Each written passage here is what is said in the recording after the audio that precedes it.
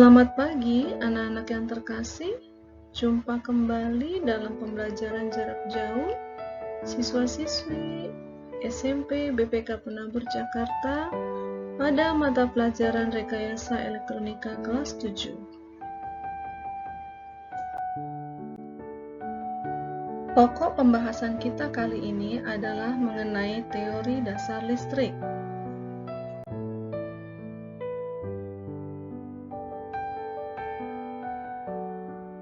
Potensi dasar dan indikator yang kami harapkan setelah kalian mempelajari teori dasar listrik adalah sebagai berikut.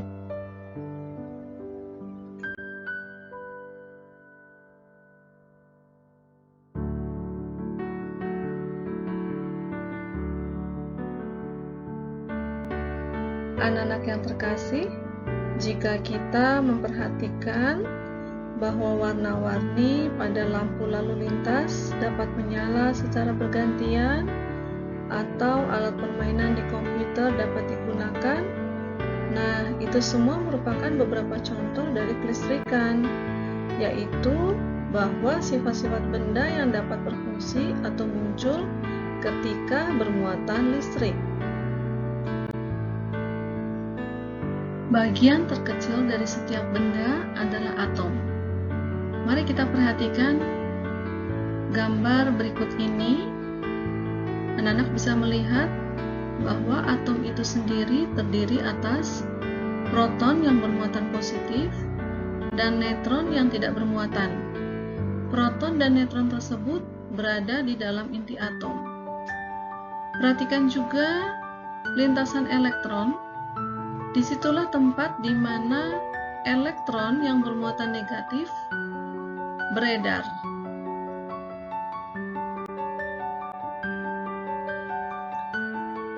Atom bersifat netral jika jumlah proton sama dengan jumlah elektron. Perhatikan gambar berikut ini. Anak-anak bisa melihat bahwa jumlah proton dan neutron yang berada di dalam inti atom serta elektron yang beredar pada lintasan atom semuanya masing-masing berjumlah 1. Inilah yang menyebabkan atom akan bersifat netral. Karena elektron tetap terikat pada atom dan beredar pada lintasan atom, hal inilah yang menyebabkan elektron-elektron tersebut dapat berpindah dari satu atom ke atom lain. Akibatnya, atom-atom tersebut terkadang mengalami kelebihan elektron, sehingga atom-atomnya akan bersifat negatif. Perhatikan pada gambar. Anak-anak dapat melihat bahwa proton yang berjumlah 4 lebih sedikit dibandingkan elektron yang berjumlah 6. Sehingga pada gambar yang bisa kalian lihat dapat dikatakan atom tersebut bersifat negatif. Pada dua contoh sebelumnya, anak-anak sudah mengetahui terjadinya atom netral dan atom negatif. Nah, sekarang perhatikan gambar untuk atom yang bermuatan positif. Tampak pada gambar bahwa proton yang berjumlah 2 itu lebih banyak dibandingkan elektron yang berjumlah 1. Dengan demikian, atom pada gambar ini disebut atom positif. Paham ya anak-anak?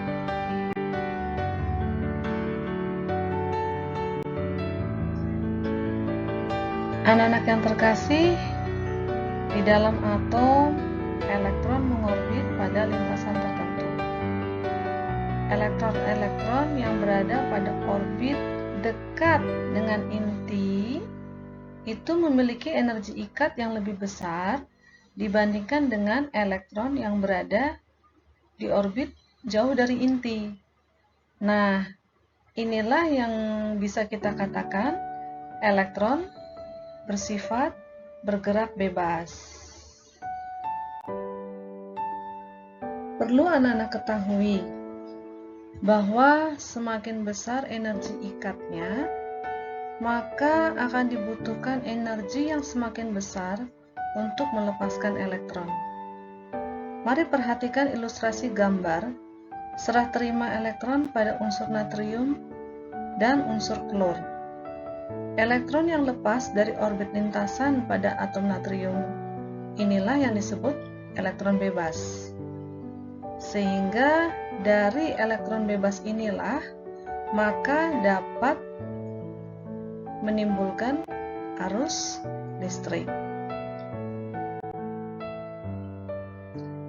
Anak-anak yang terkasih, mari perhatikan gambar arah arus listrik dan arah arus elektron. Bisa kalian lihat perbedaannya ya, bahwa arus listrik itu mengalir dari kutub positif, mengelilingi rangkaian, berakhir ke kutub negatif. Inilah yang disebut arus konvensional. Sedangkan arah arus elektron itu mengalir sebaliknya, dari kutub negatif mengelilingi rangkaian, berakhir ke kutub positif. Nah, dari kedua peristiwa inilah maka timbul yang dikatakan sebagai terjadinya listrik. Begitu ya anak-anak ya.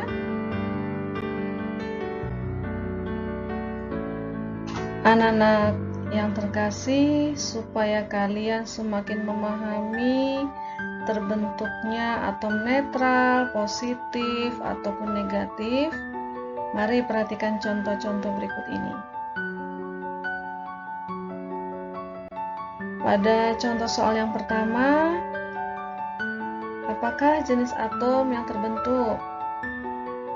Jelaskan. Ya. Kita sama-sama melihat bahwa di gambar jumlah neutronnya 2, protonnya 2,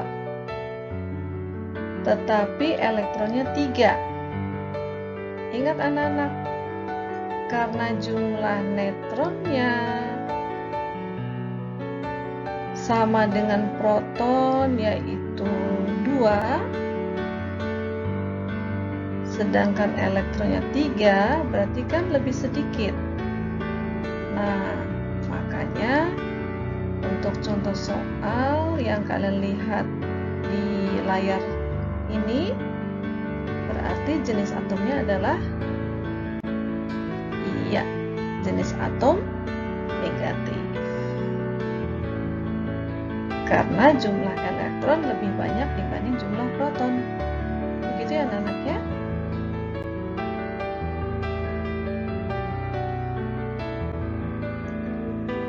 Contoh berikutnya. Perhatikan gambar berikut ini lagi ya anak-anak.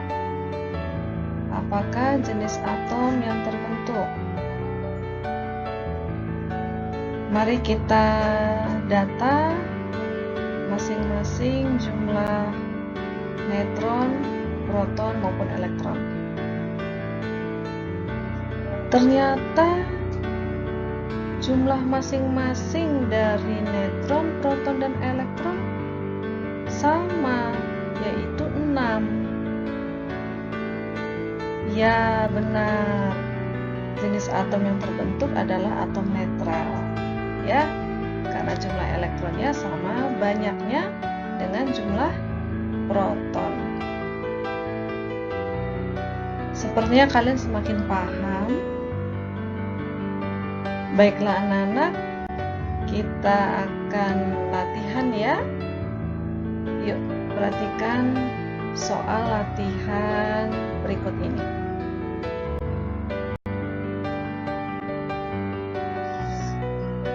Untuk latihan soal kali ini, anak-anak sekalian, kalian akan membuat gambar atom agar menjadi atom yang bersifat positif dan negatif.